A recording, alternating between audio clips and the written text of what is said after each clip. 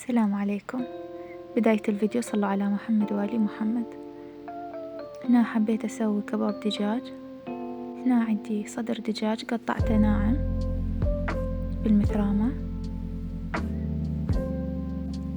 هنا بعد ما كملت الثرم راح أضيف عليه طماطاية واحدة وراس بصل والخبز حسب الرغبة، حطيت شوية أني، وعندنا بقدونس وكراث، هاي عودان البصل، راح أثرمهن وأضيفهن فوق الدجاج المثروم.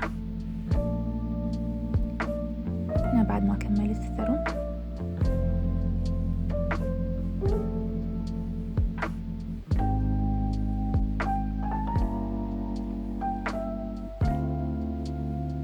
هاي التوابل اللي ضفتها راح أكتبها بالوصف لكم جوا.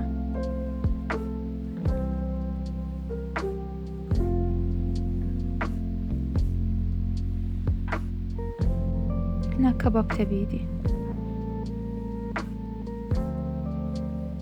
وحطيت ورق زبدة عمود ما يحترق من جوا.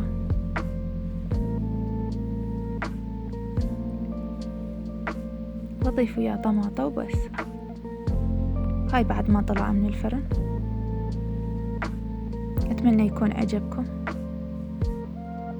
سهل وسريع ما يحتاج لشي.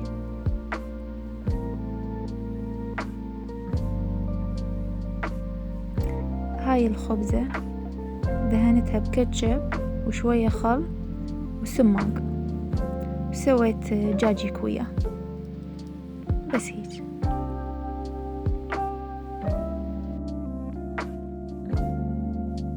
أنا حبيت أسوي حل البودنج همينة، كله 3 قلاصات حليب على كيس بودنج بس، وإذا تردونه تخين 2 حليب على كيس واحد. خليه عن النار لحد ما يثخن. هنا نسوي طبقات، طبقة بودنج، طبقة بسكويت،